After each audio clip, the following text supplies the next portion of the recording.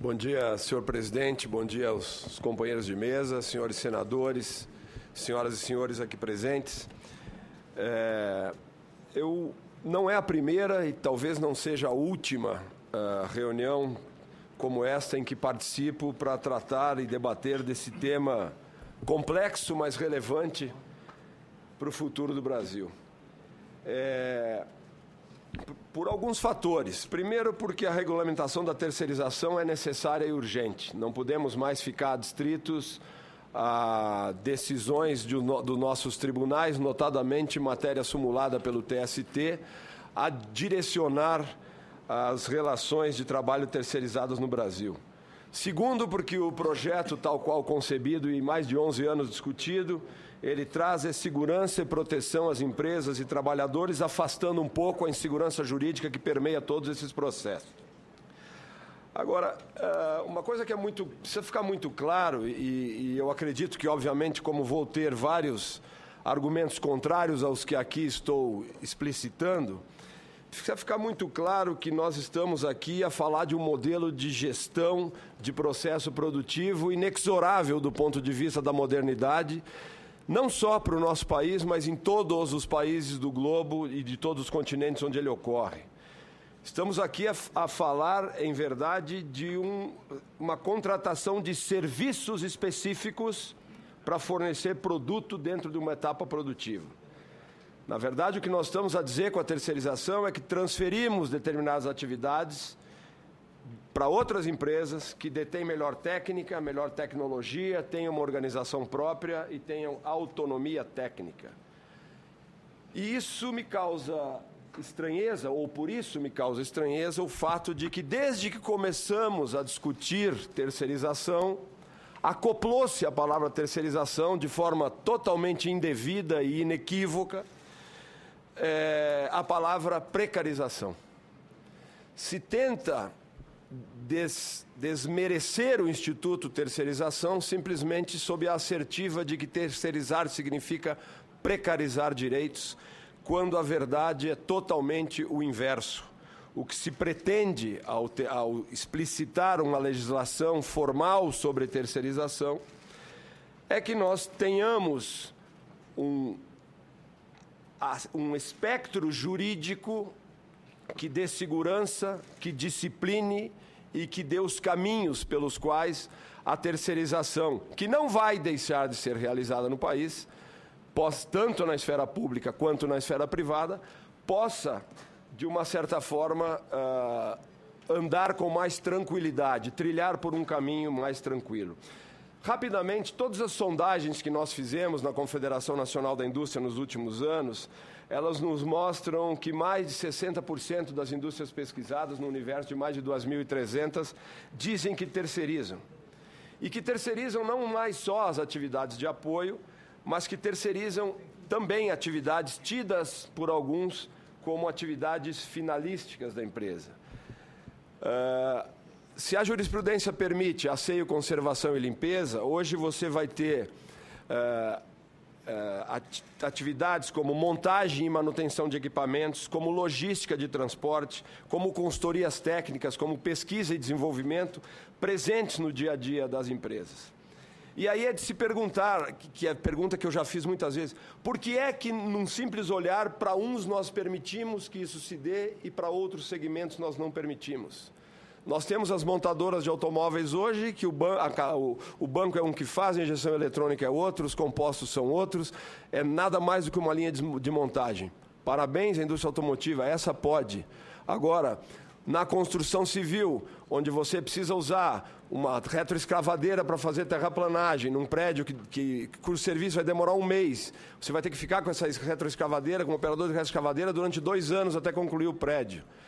Eu trabalhei numa empresa de alimentos, senhores senadores, em que nós tínhamos uma empresa conhecida de alimentos no Brasil, em que quando eu cheguei para trabalhar nós tínhamos 86 caminhões de entrega. Eu tinha 86 motoristas, 86 ajudantes, 4 lavadores de caminhão, 4 borracheiros, 4 mecânicos, um almoxarifado de peça, um supervisor de transporte e um gerente de transporte.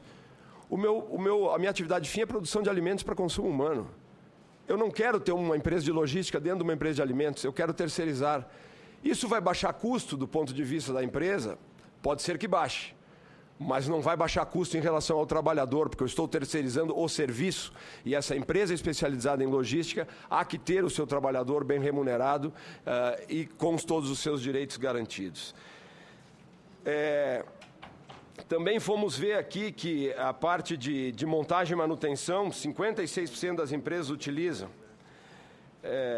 Uma outra coisa que se disse muito, da terceirização se falou muito mal, é a questão da geração de empregos de segunda ou de terceira categoria. Outra falácia, outra mentira, porque na realidade 72,2%, segundo o IBGE, de todos os trabalhadores terceirizados, 72,2% são formais, contra 50% da formalidade no mercado normal de trabalho. Ou seja, os terceirizados são, sim, trabalhadores formais e que, portanto, recebem os seus direitos de forma inequívoca, com segurança jurídica e protegidos. O que já nós não podemos dizer o mesmo hoje em dia, sem uma legislação pertinente e que traga, com todas as letras, o que pode e o que não pode ser feito. Um grande problema que diziam também os trabalhadores, quando começamos a discutir o projeto, não podemos admitir a responsabilidade subsidiária do tomador do serviço. Tem que ser solidária. Nós entendíamos que não, mas hoje o projeto já passou com responsabilidade solidária, ou seja, em o terceirizado não adimplindo com as suas obrigações, é a obrigação do tomador dos serviços adimpli-la. É mais uma garantia para os trabalhadores. E uma coisa que precisa acabar de uma vez por todas é essa dicotomia que existe entre atividade fim e atividade meio. Isso foi criado pela Justiça do Trabalho através da nossa jurisprudência.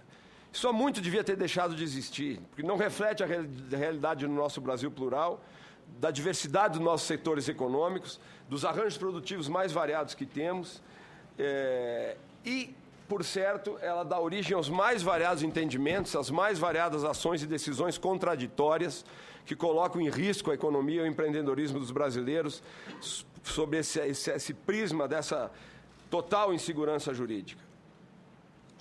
Eu teria, senhor senador, vários exemplos para dar, eu teria várias constatações a fazer, principalmente aquelas que nós temos visto que não se coadunam com a verdade em muitas das estatísticas que se nos apresentam por aí. Acredito que nós temos um péssimo hábito no Brasil, de alguns setores, de tratarmos as exceções como se fossem regras. E acredito que esse tema terceirização, que é importante para todas as economias do mundo e que todo mundo faz, ele no Brasil, mais uma vez, ele peca por algo que nós devíamos há muito tempo ter deixado de lado quando discutimos questões que dizem respeito não só ao mercado de trabalho puro e simples, mas que dizem respeito à economia, que dizem respeito à produtividade do nosso trabalhador, que inclusive está colocado agora nas novas metas de desenvolvimento sustentável da ONU, que saíram há 2 semanas atrás, qualificação profissional, educação de qualidade, para podermos erradicar a pobreza e conseguir os melhores postos de trabalho. O que temos no Brasil ultimamente, encerro, senhor presidente, é um debate de cunho eminentemente ideológico, que se afasta em muito dos interesses do nosso país. É um debate em que se visa colocar o capitalista explorador opressor e o trabalhador explorado e oprimido. Esse é um discurso de 70 anos atrás que não é mais admissível no Brasil. Tanto as centrais sindicais, e tenho colegas aqui ao meu lado de centrais sindicais, quanto os pequenos empresários, têm condições, esse conceito de hipossuficiente de trabalhador de 70 anos não existe mais. E, mais uma vez, repito, não queiram me justificar a exceção como se fosse regra. Exceções temos, problemas temos maus empregadores e temos maus trabalhadores pelo Brasil afora. Temos bons ministros e maus ministros, temos bons juízes e maus juízes. O que eu quero dizer é que, em linhas gerais, nós perdemos tempo com um projeto que é importante para o país, cujos desdobramentos são inexoráveis do ponto de vista do andamento da economia, e nós pautamos sempre os nossos debates pela ideologia do social contra a ideologia do capital, como dizem para mim quando eu discuto esse tema, esse chororô de empresários que vocês fazem, e que não é chororô de empresário, porque a indústria brasileira, que respondia por 34% do produto interno bruto nacional há 25 anos atrás, hoje está respondendo por 10%, caminhando a passos largos para a desindustrialização do país. Nós vamos ser um país em que nós vamos nos afastar da manufatura para continuarmos sendo sempre exportadores de commodities, porque não entendemos, na maior parte das vezes, que quando temos um assunto destes jaez para tratar, não deveríamos tratá-lo levando em consideração apenas e tão somente visões antagônicas, mas principalmente a visão que nós queremos, senhor presidente, de um Brasil melhor, um Brasil que tenha futuro para os nossos filhos, para os nossos netos, e que passa muito ao largo de uma simples discussão sobre terceirização e vai muito mais além em questões de educação, de logística, de transporte, de produtividade, de eficiência da máquina pública e de tantas outras coisas que precisamos. Esse processo está maduro para votar esse projeto. Essa dicotomia entre atividade fim e atividade meio há que desaparecer, porque hoje as coisas se confundem nas estruturas produtivas de trabalho, e eu acredito que só poderemos dar um passo no sentido da modernidade se nós tivermos esse projeto de terceirização aprovado, porque assim teremos segurança jurídica para contratar e não teremos a insegurança que temos hoje de ficarmos ao alvedrio e ao julgamento de cabeças de juízes que pensam diferentes. Inclusive, esse projeto fala em terceirizar parcela de qualquer atividade. O que é parcela? Parcela para um julgador pode ser 2%, pode ser 5%, pode ser 10%, pode ser 15%. Então, até nisso, nós teríamos que usar das cabeças pensantes de Vossa Excelência, senadores, para disciplinar de uma forma adequada que nós precisamos ter uma legislação de terceirização que ela possa ser aplicada às atividades consideradas finalísticas dentro dessa premissa de cadeias globais de valor que temos hoje e de que nós não necessitemos ficar como num cabo de guerra a discutir ideologia de quem pode mais ou de quem pode menos. Eu acho que todos estamos podendo menos na medida em que não olhamos para uma modernidade nas relações de trabalho no país. Muito obrigado, senhor presidente.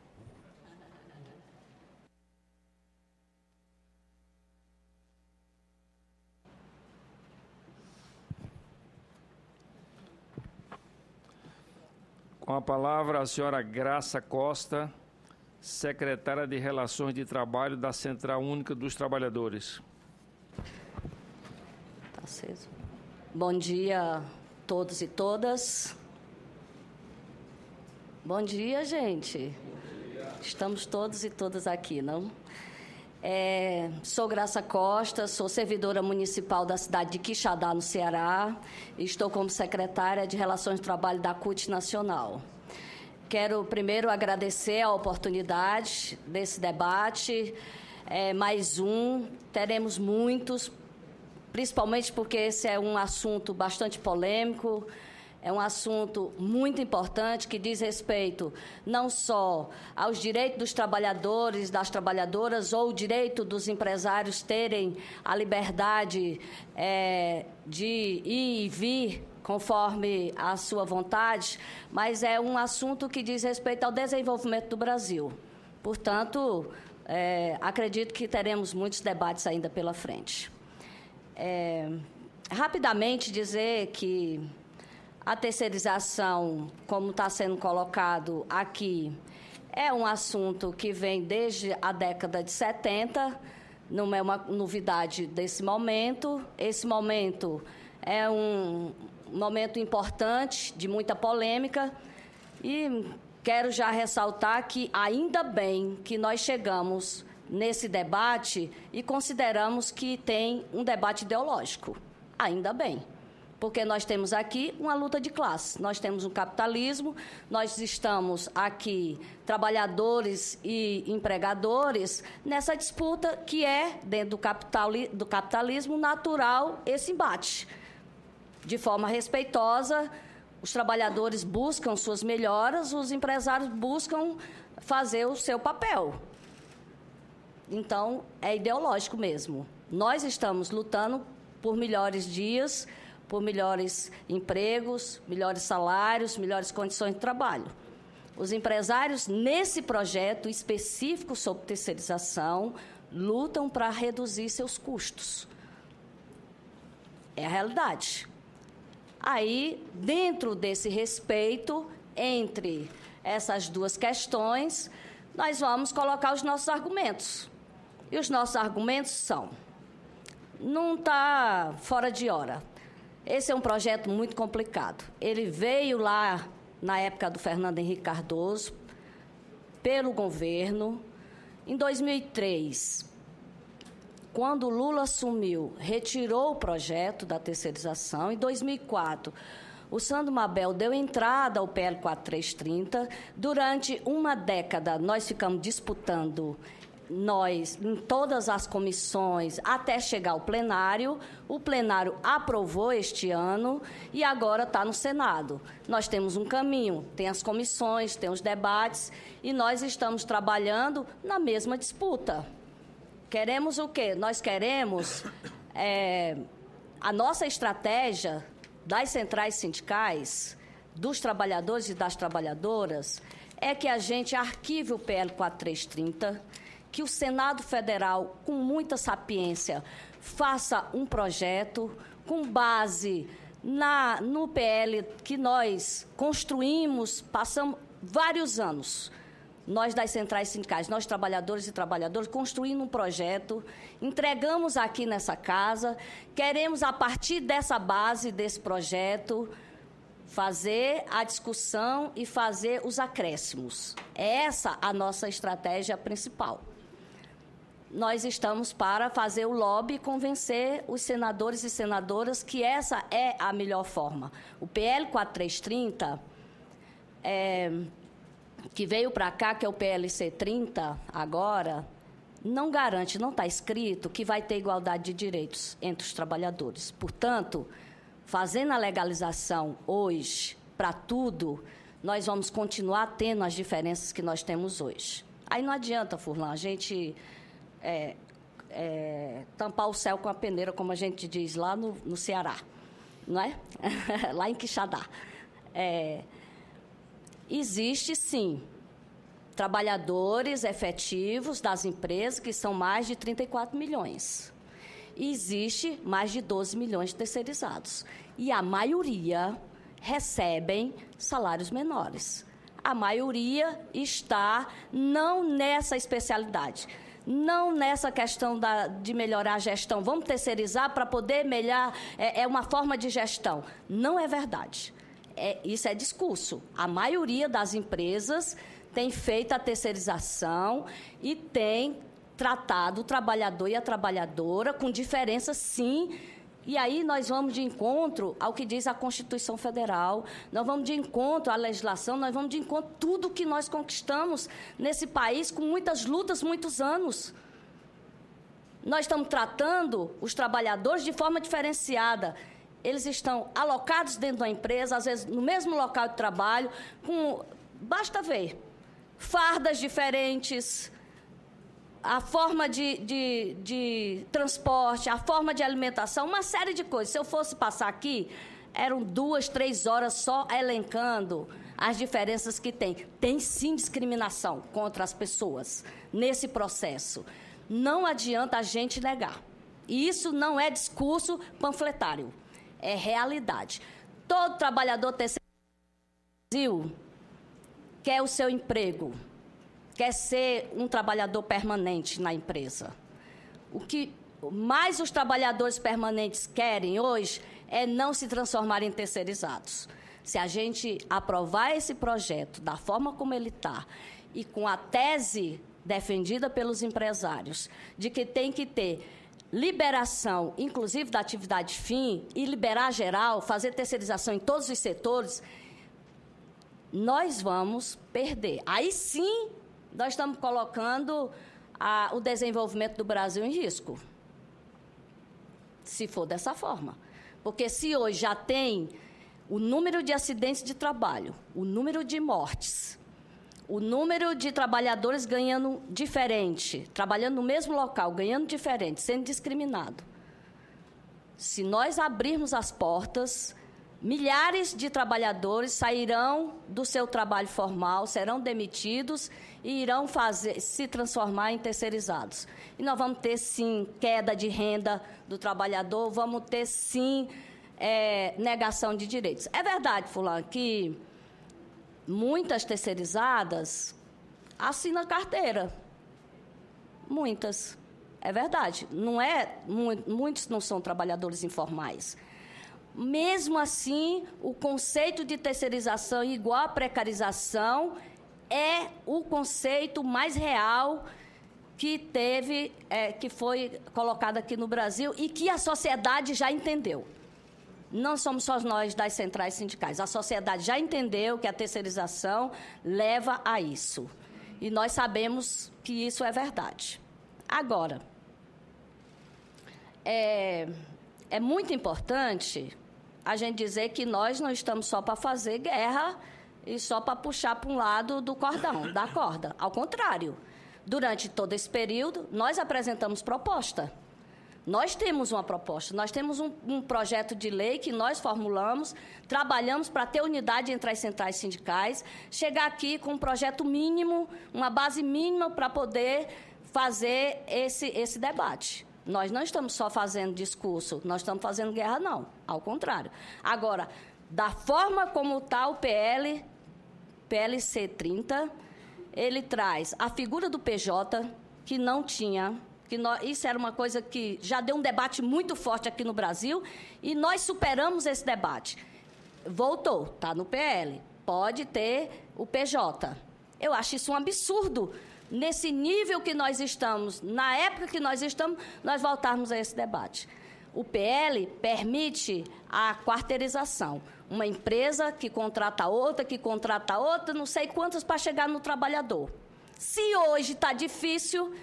o trabalhador conseguir provar na justiça, quando uma terceirizada deixa ele abandonado, para ele procurar a justiça, já é difícil. Imagina com a quarteirização, com essa oportunidade que terão as empresas de transferir a sua responsabilidade para outro. Nós não estamos brincando, gente.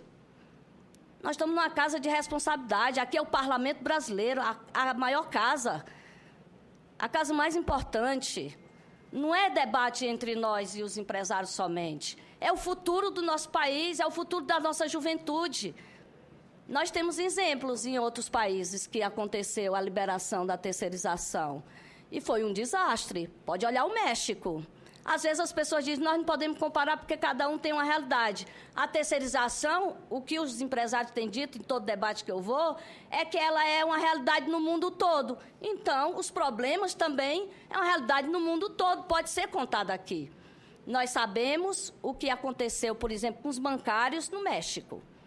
Um único banco que tinha 32 mil pessoas trabalhando, foi demitido às 30, ficaram 2 mil e foram admitidas como terceirizado 30 mil.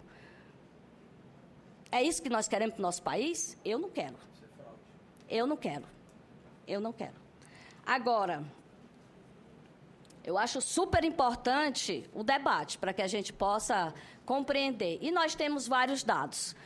Eu acho que nós estamos no caminho certo ao fazer o debate, estamos fazendo a nossa parte, estamos discutindo com os trabalhadores e com as trabalhadoras, estamos discutindo com a juventude, o que é que a juventude quer para o seu futuro, como que será o emprego da juventude com esse mundo terceirizado, da forma como está, não terá um trabalho decente.